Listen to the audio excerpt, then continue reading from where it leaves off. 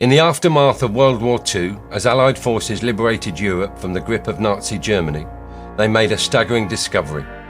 Hidden across the conquered territories were countless caches of plundered riches and treasures. Priceless artworks looted from museums and private collections. Stockpiles of gold reserves and currencies pillaged from national banks. Valuables and personal possessions stolen from wealthy families. But as the brutal Third Reich regime collapsed in the waning days of the war, it became clear that a staggering amount of this ill-gotten wealth had simply vanished. Join me as we unravel the enduring mysteries of the Third Reich's vanished riches. This is the story of the Nazi treasure that got away.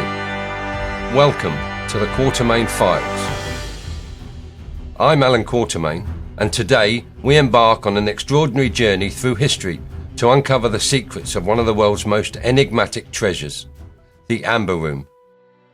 A masterpiece of Baroque art, once hailed as the eighth wonder of the world, the Amber Room's story is a riveting blend of artistry, war, and mystery.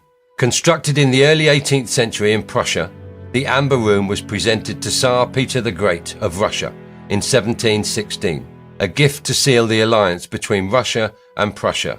Well, the Amber Room was designed by German sculptor Andreas Schluter and Danish amber craftsman Gottfried Wolfram. It featured 450 kilograms of amber panels adorned with intricate carvings, gold leaf, gemstones and mirrors, all illuminated by candlelight. So after being on display for almost a decade at the Berlin City Palace, it was then moved to the Catherine Palace, where the room was expanded to over 55 square metres. Eventually it contained over 6 tons of amber. The outbreak of World War II marked the beginning of the room's troubled fate. On June 22, 1941, Adolf Hitler launched Operation Barbarossa, unleashing over 3 million German soldiers into the Soviet Union. The Russians were taken by surprise, as they signed the non-aggression treaty with Germany, known as the Molotov-Ribbentrop Pact.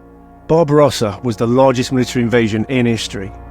This massive invasion marked the beginning of a devastating looting spree, where tens of thousands of art treasures were seized.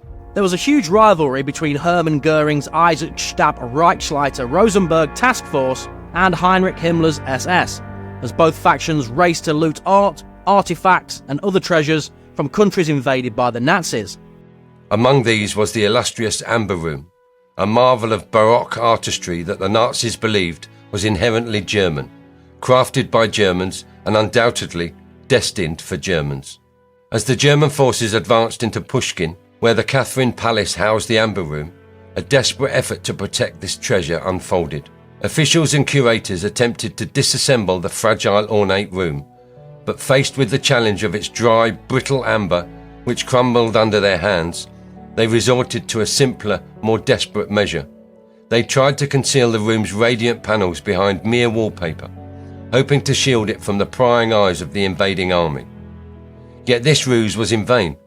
The keen-eyed German soldiers, perhaps informed by their knowledge of the room's significance and appearance, saw through the deception. Within a mere 36 hours, they had torn the Amber Room from its secretive shroud. Meticulously, they dismantled the panels, packing them into 27 crates destined for the journey westward to Königsberg, now known as Kaliningrad. In Königsberg, the crates containing the pieces of the Amber Room were received with anticipation and were soon reassembled within the grand walls of the City Castle Museum. Here, Alfred Rode, the museum's director and connoisseur of amber, took a profound interest in the treasure. Over the next 2 years, as the room stood on display, Rode meticulously studied its intricate panels and the history embedded within them, perhaps never foreseeing the impending doom that would erase nearly all traces of this masterpiece. It's pretty ironic that the ERR were the ones that were tasked with moving the looted treasures to safe locations within Germany to stop them falling into Allied hands, especially as they were the ones that looted them in the first place from countries such as France, Belgium and the Netherlands. Special SS units under the direct command of Heinrich Himmler were tasked with securing and transporting art and artifacts that were considered important to the Nazi regime. The strategic relocation of the Amber Room to Königsberg ended in tragedy. Rode was advised to dismantle the Amber Room to protect it from the escalating conflict. So in late 1943 the panels were crated and hidden, and in August 1944 A series of Allied bombing raids devastated the city, turning its castle museum into ruins.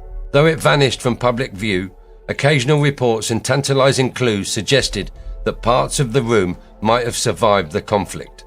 Some eyewitnesses claimed to have seen the Amber Room being hastily loaded onto the Wilhelm Gustloff, a ship that met its tragic end in the icy waters of the Baltic Sea, torpedoed by a Soviet submarine in January 1945. A significant discovery was made in 1997.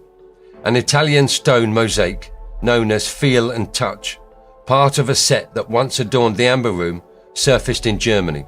Found in the possession of a soldier's family who alleged participation in the dismantling of the Amber Room, this fragment provided a tangible link to the lost masterpiece.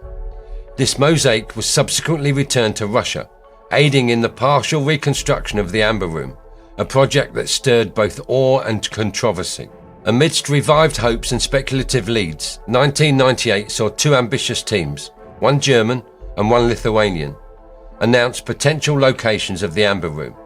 The German team focused on a silver mine, while the Lithuanians turned their attention to a lagoon, yet neither site yielded the long-lost room, adding more layers to the mystery. The plot thickened further when investigative journalists Catherine Scott Clark and Adrian Levy, after extensive research, suggested in 2004 that the Amber Room was likely destroyed during the Allied bombing of Königsberg in 1944 and the subsequent Soviet assault on the city. Official Soviet documents seem to confirm this grim scenario, detailing that the Amber Room was probably destroyed between April 9th and 11th, 1945, coinciding with the end of the Battle of Königsberg. Conflicting reports and secret Soviet assessments suggested that parts of the Amber Room might have survived within the castle's ruins, leading to restricted access to the site after the war. This fueled theories that the Soviet authorities were trying to deflect blame for the room's loss onto the Nazis, keeping its true fate shrouded in secrecy. In a controversial decision, Soviet leader Leonid Brezhnev ordered the demolition of Königsberg Castle in 1968, effectively burying any hope of investigating the site further. This act sparked global academic protest and further complicated the search for the Amber Room, which continued in various unlikely locations across Europe. Decades later, the enigma persists. In October 2020, Polish divers from a Baltic tech group discovered the wreck of the SS Karl Rue during an operation to map the losses of Operation Hannibal. Operation Hannibal was a large-scale naval evacuation conducted by the German Navy in the final months of the war. It started in January 1945, and it was kept quiet because Hitler would have seen that as a defeatist act. The SS Karlsruhe was one of the last ships to leave Königsberg before the city fell to the Soviets. Given the timing and the known routes, it stands to reason that if the Nazis were desperate to move the Amber Room to a safe location, the Karlsruhe was one of their last opportunities to do this. It left under heavy protection, escorted by two minesweepers. This indicated the presence of valuable cargo. The dive team found non-military crates on board containing picture frames and rotting canvases, but no trace of the Amber Room. So the search continues. This search is not just for a room made of amber. It is a search for a piece of history, torn from its roots by the ravages of war. If you've enjoyed this video, please hit the like button, subscribe to the channel, and click the bell icon to join us as we continue to explore history's greatest mysteries. Until next time, keep your eyes open. The next discovery could be just around the corner.